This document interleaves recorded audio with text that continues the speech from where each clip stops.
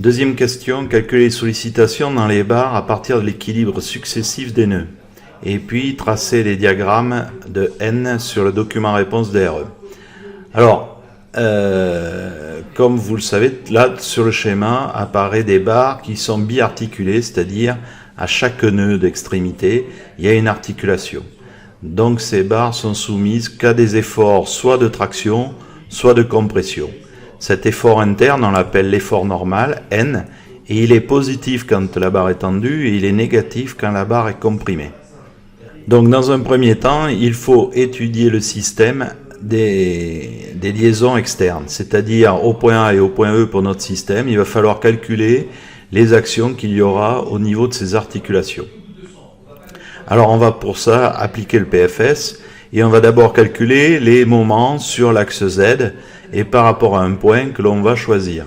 Alors le point A ou le point E c'est pareil, il y a deux inconnus au point A, deux inconnus au point E. On va choisir par exemple le point A. Alors j'ai des efforts externes, ici j'ai un effort de 4600 newtons, ce qui fait 460 décanewtons. On tourne autour du point A dans le sens négatif, donc le moment vaudra moins 460 et la distance étant égale à 3,405 fois 3,405. Je rappelle que la distance qui s'appelle le bras de levier est toujours perpendiculaire à l'effort. Donc si l'effort est horizontal, la distance est verticale. Pour la deuxième force F2, elle vaut 220 décanewtons, on tourne toujours autour du point A dans le sens négatif, et donc ça va nous faire moins 220 fois 3,405, exactement pareil.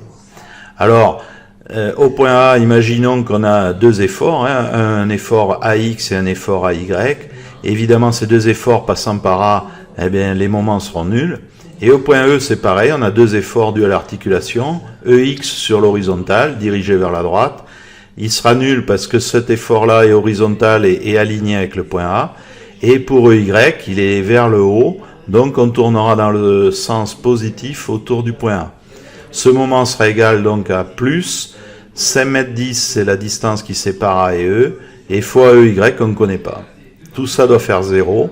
Donc si on fait passer toute cette partie-là de l'autre côté, elle devient positive, et on va la diviser par 5,1, puisque cette valeur est multipliée par EY, et on trouve 454 décanewtons.